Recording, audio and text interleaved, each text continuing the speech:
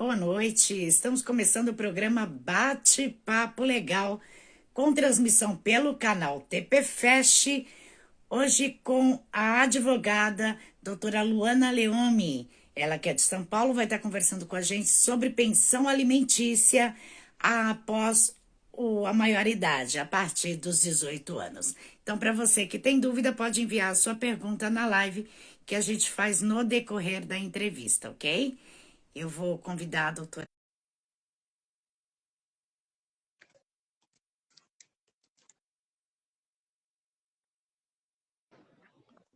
Boa noite, Rita. Consegue me ouvir?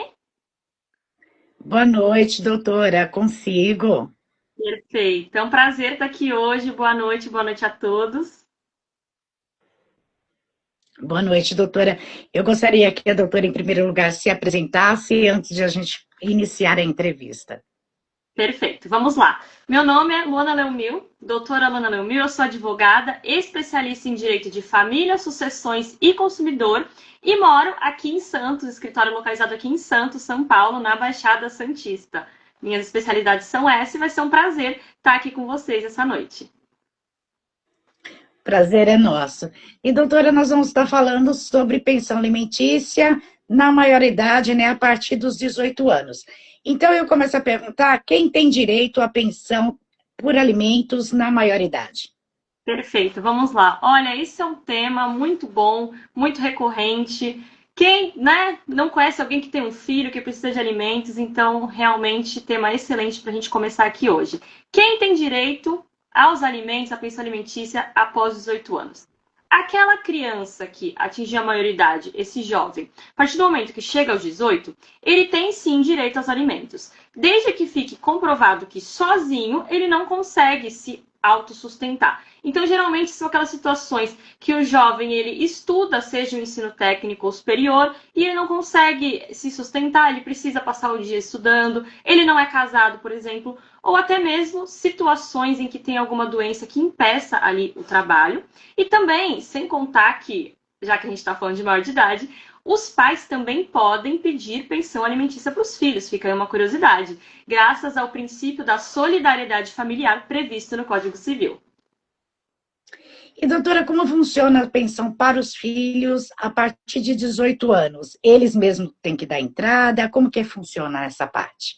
Perfeito, vamos lá. Então, isso depende de dois fatores, tá? Temos duas situações. A primeira é se a pensão já estava fixada antes da maioridade. Se, por exemplo, quando o menor ele era criança, tinha 10 anos de idade, já tinha fixado a pensão no processo, e ou se ainda não tinha. Vamos começar nessa primeira hipótese. Se quando criança já tinha uma pensão fixada e no decorrer desse lapso temporal, esse jovem ele fez 18 anos, já vinha ganhando a pensão do pai, essa pensão ela vai continuar valendo. Ela não vai ser cancelada a partir dos 18. Não há aí um cancelamento automático. Se o genitor que paga quiser, ele vai ter que correr atrás e entrar com o processo. Não há cancelamento automático e você nem precisa pedir de novo. Ela continua valendo como estava, seja com 16, 17, 18, 19, vai continuar valendo, de forma indefinida.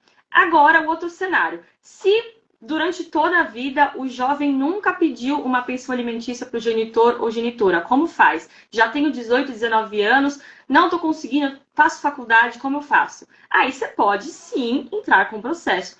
Porém, é um pouquinho mais complicado porque você precisa comprovar todos os requisitos da pergunta anterior, que você não consegue se autossustentar, diferente de quando já estava. Se a pensão já estava, você não precisa comprovar nada, ela continua. Agora, se você já tem 18 anos e quer pedir, você precisa comprovar aqueles requisitos, que é não posso me sustentar, estudo, não trabalho. Então, depende de se já foi fixado ou não. Ok, doutora. E o pagamento da pensão, ela pode ser diretamente para o filho? Sim, pode, principalmente quando o filho já é maior de idade, ok? Até porque, quando ele é maior de idade, até para entrar com o processo de alimentos, ele pode entrar sozinho, ele não precisa de ninguém que o represente. Quando é menor, ou a genitora ou o genitor com quem a criança reside, ela tem que representar ou assistir o menor, né, a criança, o filho. Então, geralmente, a mãe indica a própria conta, isso não costuma acontecer. Agora, quando o filho é maior, pode sim fazer na conta dele, diretamente para o filho, mas sempre isso vai estar disposto ou num acordo, num consenso, ou por decisão judicial. E, doutora, quando que os alimentos se tornam vitalício? Excelente pergunta.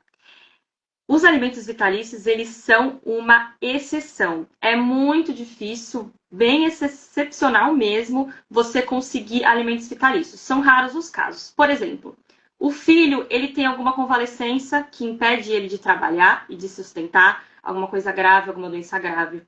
Ou, por exemplo, casos de acidentes. Acidentes em que... Só um minutinho. Acidentes em que alguém causou um acidente, a pessoa se machucou, a pessoa ou faleceu, precisa de uma pensão para se sustentar até o fim da vida, também pode ser. Ou até mesmo pensão entre ex-cônjuges, em que um cônjuge, esse casal ele era casado por muito tempo, e o que acontece é que, eles já se separaram ou aconteceu alguma coisa quando eles tinham 70 anos de idade.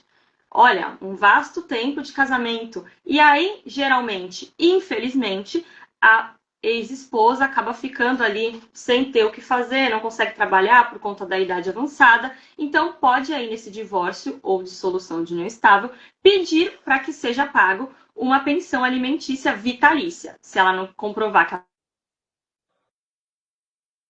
pensão vitalícia. E no caso dos filhos, seria por algum problema de saúde. Isso mesmo, perfeito. E, doutora, existe um valor mínimo para o pagamento dos alimentos a partir dos 18 anos? Não, não existe, tá? Esse valor, todo valor de pensão alimentícia, em qualquer idade que seja, vai sempre depender muito do caso concreto. Depende muito de dois fatores que a gente costuma analisar. Nós chamamos de binômio necessidade e possibilidade. São dois fatores, ok? E o que esse binômio, esses fatores levam em consideração? Primeiro, a necessidade de quem recebe e a possibilidade de quem paga. E essa importância de você contratar um advogado especialista, porque o advogado especialista vai conseguir comprovar no processo, fazer uma planilha bonitinha, juntar os comprovantes de todos os gastos que a criança ou o jovem tem e, em contrapartida, puxar extratos, olerites de quem paga para chegar no valor ideal. Cada pessoa tem uma realidade. O que pode ser muito pouco para um, pode ser muito para outro. Então, não tem um valor mínimo, não. Vai depender mesmo do caso concreto. E, doutora, quem é que pode fazer o pedido de revisão, assim como que fica a entrada do pedido de revisão, tanto para quem paga quanto para quem recebe? Então, vamos lá. O pedido de revisão, ele pode ser para você mudar o valor tanto para mais quanto para menos. Tanto faz. Para um ou para outro, você pode entrar com essa ação revisional de alimentos que a gente chama. E ela pode ser pedida sempre que houver uma mudança significativa na seara financeira, tanto de quem paga quanto de quem recebe. Um exemplo: o filho descobriu que o pai ganhou um aumento e está ganhando uma bolada. Perfeito, pode, desde que comprovado, você pode tentar pedir esse aumento. Ou o filho ficou doente e agora toma um remédio caríssimo e precisa de uma ajuda maior do pai ou da mãe que paga a pensão. Você pode aí tentar a revisão para alterar esse valor. Lembrando, uma coisa muito curiosa e que a gente vê direto na prática, é que os juízes entendem, principalmente aqui no estado de São Paulo, aí em Minas também tem bastante decisão nesse sentido, que o que acontece? A justificativa, os genitores tentam usar, e eu até entendo, mas você não pode utilizar como justificativa que você teve outro filho para baixar o valor da pensão. Ah, mas eu tive outro filho, eu estou gastando mais? Sim, compreendo. Porém, o problema é que os juízes entendem que quando você teve o segundo filho, você já sabia a obrigação que você tinha com o primeiro. Então, não é justo que o primeiro filho seja penalizado em decorrência do nascimento do segundo. Então, fica aí a dica que isso não vai dar para usar muito de argumento para diminuir a pensão. Existem muitos casos assim, inclusive quem tem 3 filhos e com mulheres diferentes. Então, a gente vê bastante isso, né, doutora? Sim, demais. Aí, de outros relacionamentos, acaba que o primeiro filho sai prejudicado e é por isso que o juiz entende dessa forma, né? Para não prejudicá-lo. E, doutora, quando que o genitor ele pode pedir a exoneração do pagamento e como ele deve fazer? Bom, primeiro, antes de mais nada, o que a gente tem que ter em mente é que a exoneração, ou seja, chega, acabou, não quero mais pagar pensão, ela não é automática. Você precisa entrar com o processo. Se você achar, "Ai, o meu filho fez 18 anos ou terminou a faculdade com seus 24, não precisa pagar mais nada. Você vai estar com uma dívida alimentar. O seu filho pode cobrar. Porque não é automático. Você precisa, como genitor alimentante, que é quem paga, entrar com o processo judicial de exoneração de alimentos. Isso está disposto na súmula 358 da STJ. Então, tem que entrar com o processo. E ele pode ser pedido, essa exoneração, quando o filho atinge a maioridade e consegue se sustentar sozinho. Aí você pode pedir, ou em comum acordo. Já estou ajudando bastante meu filho, vou entrar aqui com ele, falar com ele, a gente entra juntos, exonera e acabou. E, doutora, tanto para a exoneração quanto para dar entrada no pedido de alimentos, é sempre necessário ter assessoria jurídica e eu gostaria que a doutora falasse dessa importância. Claro. Bom, olha, isso acredito que se tiver mais colegas advogados assistindo, vão concordar comigo e vão puxar a sardinha para o nosso lado. Bom, novamente nós temos aí duas hipóteses que é interessante a gente distinguir por conta de uma alteração recente de entendimento do STF. Primeiro, vamos falar da exoneração. A senhora Rita perguntou da exoneração e do pedido de alimentos, vamos separar para conseguir explicar melhor. A exoneração, para você se livrar, não quero mais pagar os alimentos, meu filho já fez 18. A exoneração, sim, você precisa ser representado por um advogado ou por um defensor público. Por que isso acontece? Porque a pessoa física, por si só, a pessoa natural, ela não consegue postular, entrar com o processo sozinha. Ela precisa ter ali um advogado, um defensor, representando ela. É para isso que a gente está aqui.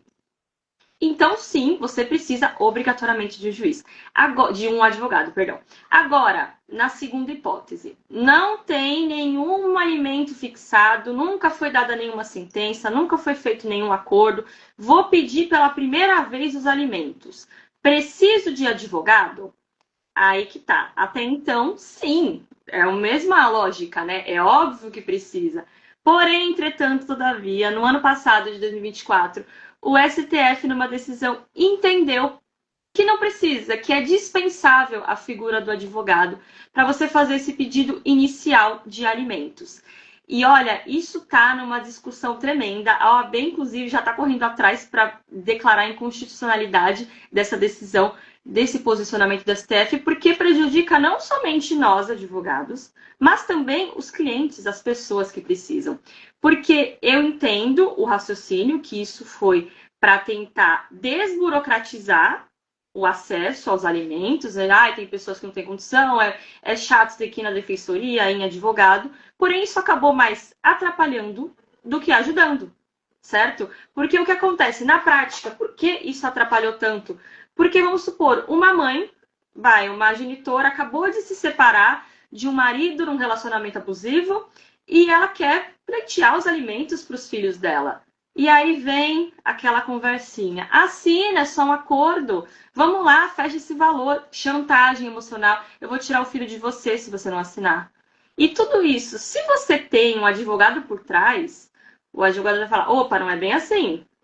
O advogado vai estar ali para te proteger, o advogado vai saber analisar as provas, vai conseguir, como eu volto ao que eu disse lá, fazer uma planilha. Quais são os gastos mensais? Por pessoa, por cabeça, gastos da criança, divide conta de luz, conta de água, alimentação, lazer, tudo. Então, olha a importância de um advogado representar esse cliente. Se o cliente não tem um advogado, ele vai aceitar qualquer acordo que seja prejudicial, tanto não só na figura da genitora, que geralmente a genitora é quem fica, a gente está falando do geral, né? Não só a figura da genitora, que pode acabar recebendo menos, como o genitor, que pode acabar pagando mais do que realmente necessário. Às vezes acaba sendo explorado e pagando mais, então a gente precisa ver os dois lados. É prejudicial para todo mundo e todo mundo sai perdendo. Então, venho aí e fecho essa pergunta com a importância, sobretudo, principalmente, de você contratar um advogado especialista em direito de família.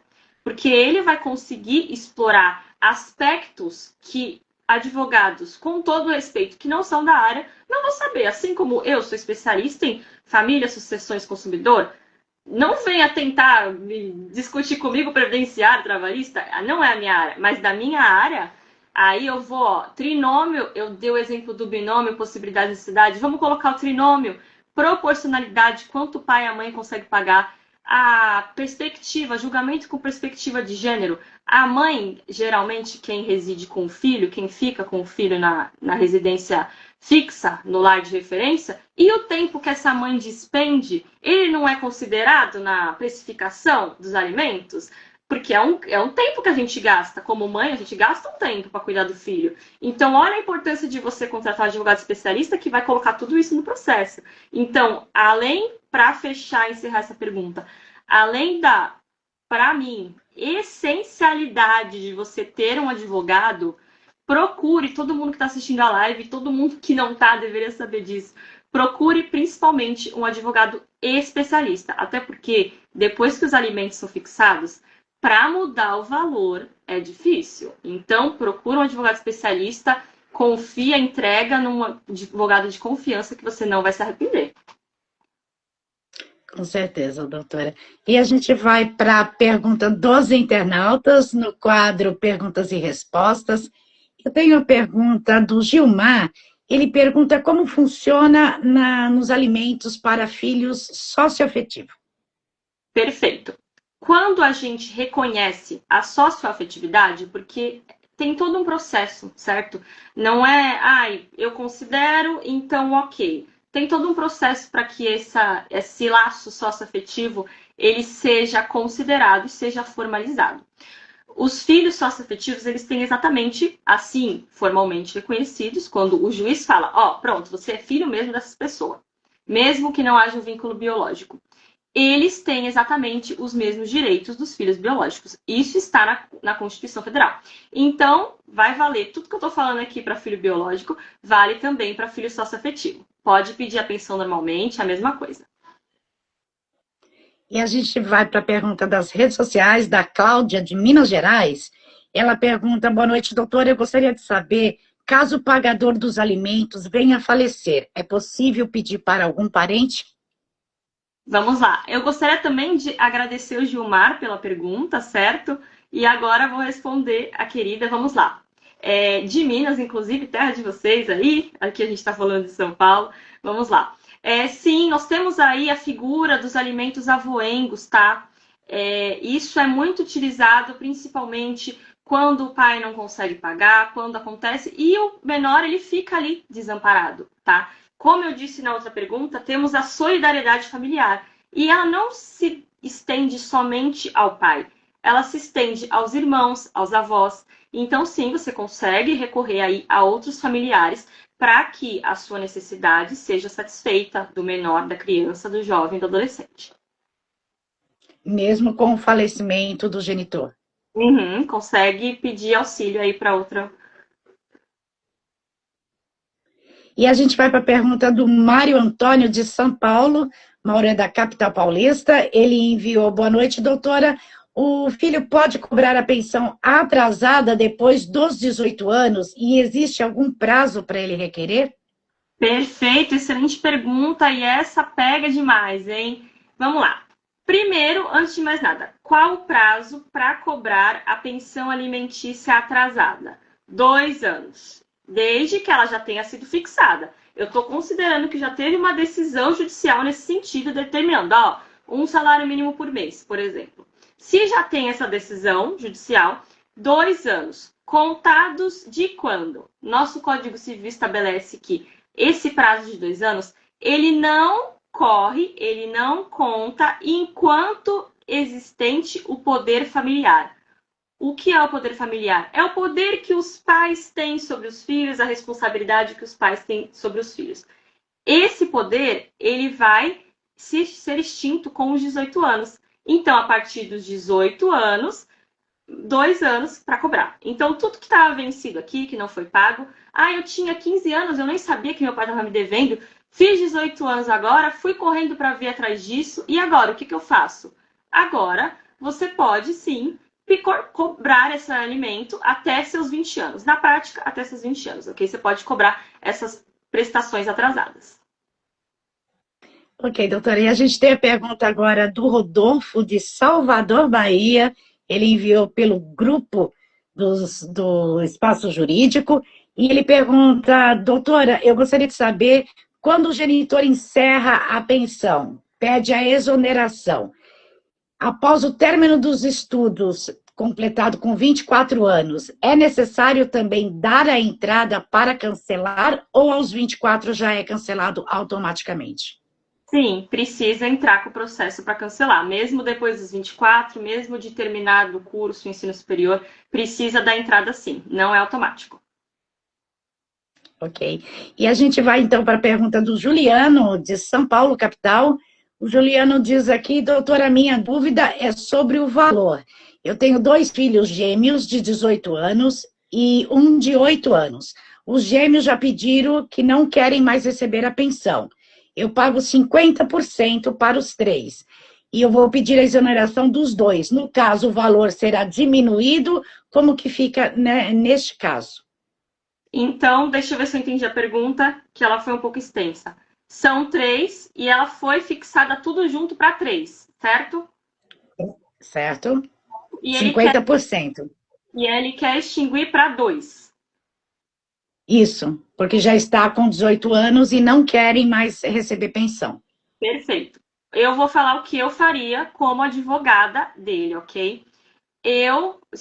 Ainda mais se forem todos irmãos, como a gente pode dizer no coloquial, todos do mesmo pai e da mesma mãe, né? Ajuda a tratativa a ser mais fácil. O que eu faria e o que eu iria atrás? Tentar propor uma coisa só. Ainda mais pelo que parece que os filhos concordam com a exoneração. Então, eu, como advogado, que eu recomendaria? Vamos entrar todo mundo, os 4. Aí, como o filho é menor, acaba que a mãe representa, provavelmente, né?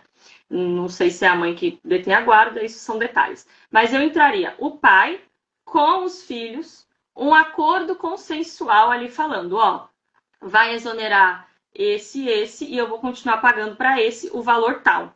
Eu tentaria fazer dessa forma, e essa forma com certeza daria certo, porque é consensual, e ainda que não fosse, tem forma de você apresentar defesa para já diminuir esse valor, para um não ficar ganhando o valor de 3, né?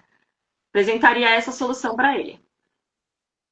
Ok, e a gente tem a pergunta agora do Luciano, de Santa Catarina. O Luciano está mandando boa noite. Doutora, meu filho entrou para a faculdade e eu gostaria de saber se eu tenho que pagar a pensão e mais o curso ou somente os alimentos?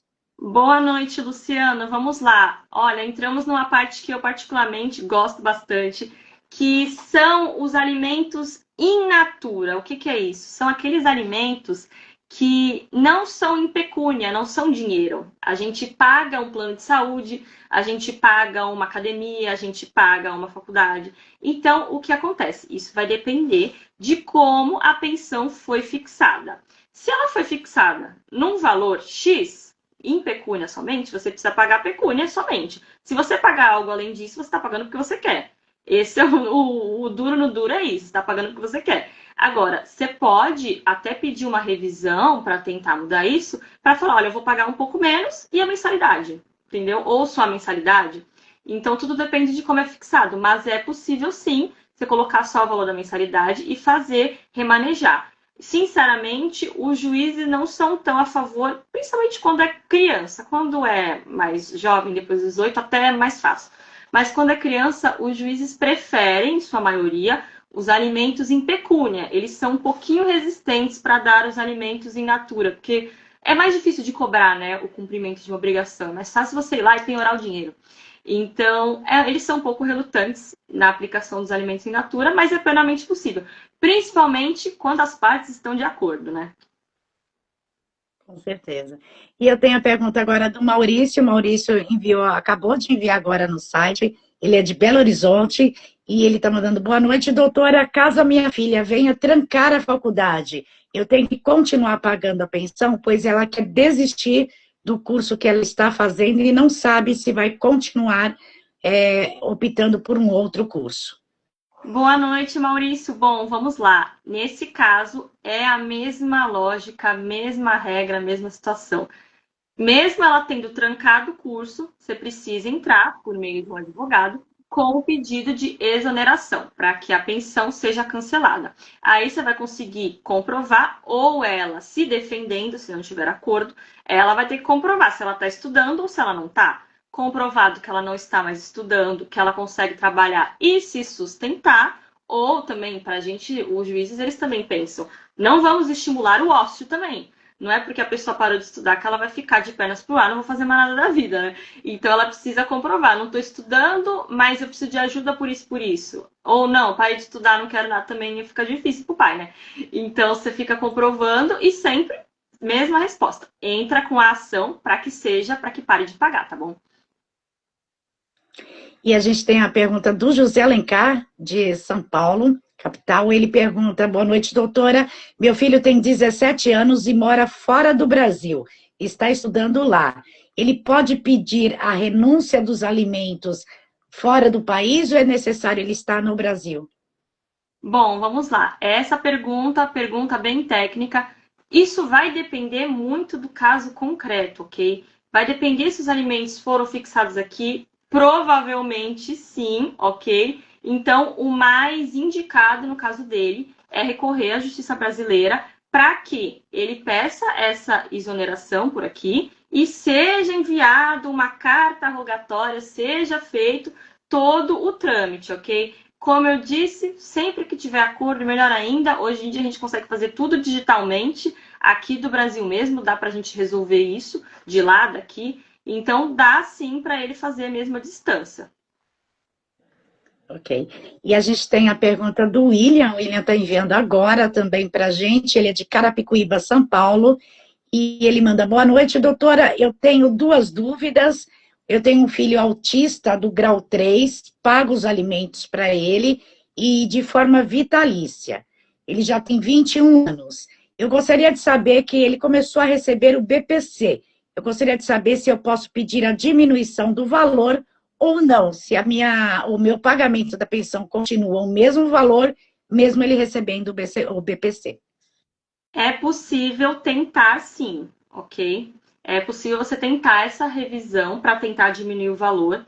E claro, os juízes, cada um tem um entendimento e vai avaliar. Essa convalescência, ela afeta quanto a vida da pessoa, do seu filho? Precisa de quanto de renda para ele fazer a manutenção, para ele conseguir se sustentar? Será que os dois valores vai ficar demais ou será que vai ficar bom? Então, o juiz ele vai sopesar, ele vai analisar tudo isso, mas é plenamente possível sim. Como advogado, a gente nunca pode ter certeza, né? Depende dos laudos médicos, das comprovações da necessidade, comprovação de gastos, remédios, mas é possível sim pedir essa alteração. Como a gente disse, né? Houve uma mudança significativa financeira, tanto de quem paga, nesse caso de quem recebe. Então, é interessante sim ele tentar. E eu tenho a pergunta do Paulo. O Paulo é de Santos, São Paulo. Ele diz assim: doutora, meu filho tem 19 anos, eu pago a pensão normalmente, só que ele engravidou uma moça. Eu gostaria de saber se eu continuo pagando a pensão mesmo com ele tendo engravidado essa garota, ou eu vou ter que pagar a pensão também para a criança?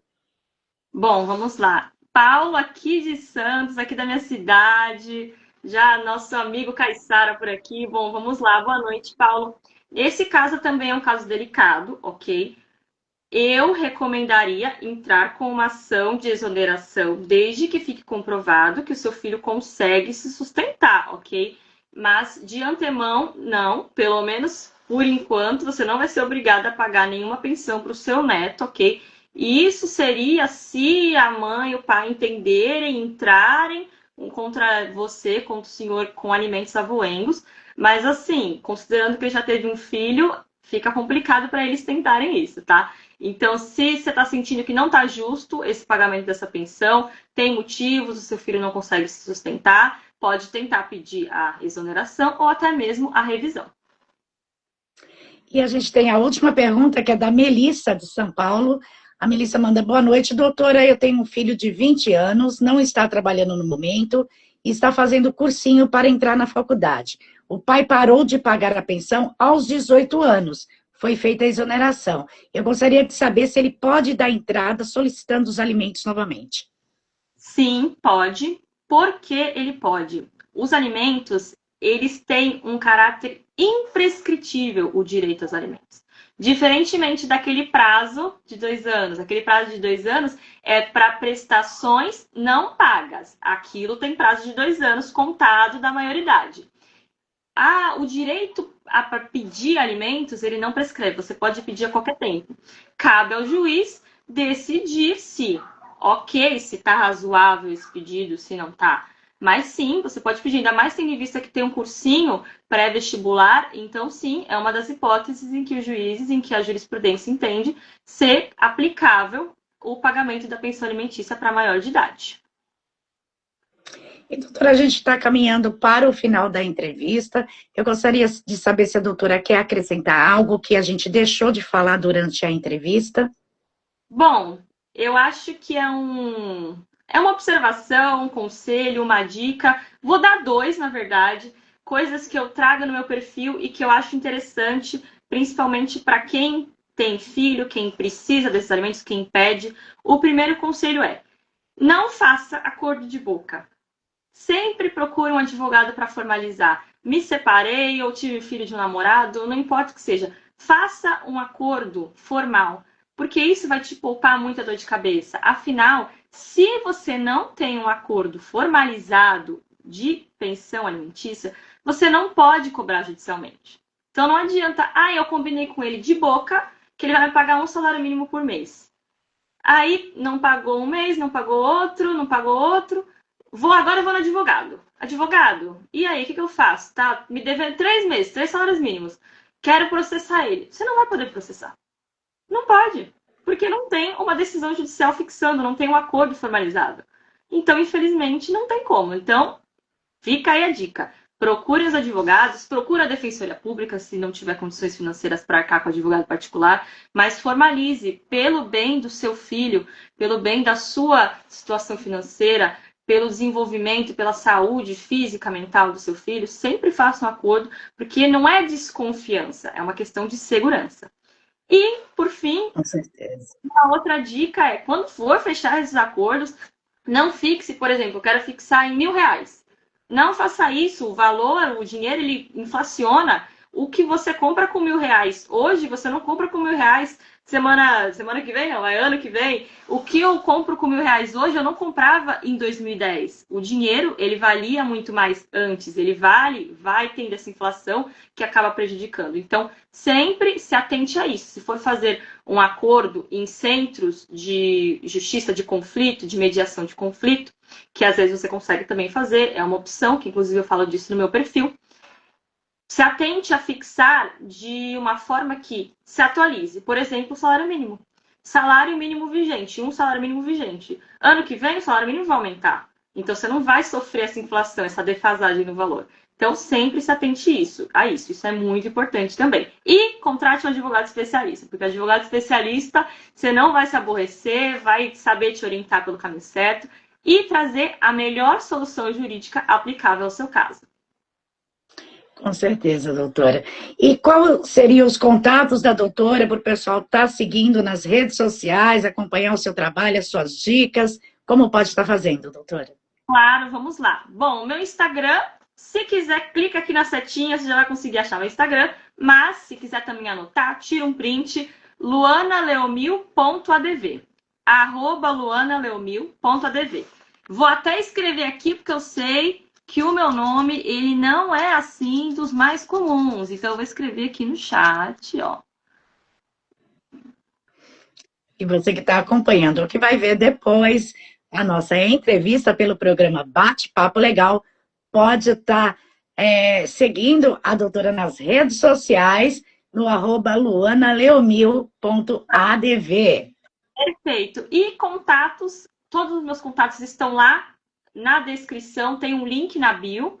Na minha biografia tem um link que dá direto para o WhatsApp, dá direto para o e-mail. Todos os contatos, tem tudo lá, você consegue falar comigo direitinho, ok? E no direct também, sou sempre aberta para responder o direct, as dúvidas, a pergunta, marcar atendimento. Sempre um prazer estar recebendo todos vocês. Ok, doutora, a gente vai para o quadro Falando a Verdade. O quadro Falando a Verdade é uma pergunta específica para a doutora. E a pergunta é: o que o direito representa para você? Olha só que pergunta boa. Bom, o direito, tanto o direito quanto a advocacia representam para mim a possibilidade de eu fazer a diferença na vida das pessoas com a minha profissão. A gente sabe que advogar não é fácil, é difícil, é você dar a sua cara a tapa, é você agir com coragem, todo dia levantar, ter que se expor, ter que brigar, entre aspas, que a gente só levanta teses, embasamentos, a gente não briga de verdade, né? A gente só defende nosso cliente. Mas é para mim, lutar pelo direito do cliente, é me usar como uma ferramenta, usar o que eu tenho de bom na minha profissão e entregar para o cliente uma mudança positiva na vida dele. Então, para mim é isso. O direito, a advocacia, a justiça é que eu possa fazer o máximo que estiver ao meu alcance com a minha profissão para mudar para melhor a vida dos clientes, de quem ainda nem sabe que vai ser meu cliente. Às vezes a gente pensa, nossa, como advogar é difícil, mas eu vou continuar até o fim, porque eu sei que tem muita gente no caminho que eu ainda vou ajudar. E que vai ser grata pelo resto da vida por ter me encontrado e que eu vou ser grata por ter tido a oportunidade de fazer a diferença na vida da pessoa e de toda essa família. Muito bem, doutora. E eu vou falar aqui, o pessoal está mandando parabéns, a Laís está mandando parabéns pelos esclarecimentos, o Noraldino está dizendo que é a melhor advogada de São Paulo, e a gente tem aqui o pessoal dando parabéns, muito boa a entrevista, tem muita gente que mandou parabéns aqui, viu, doutora?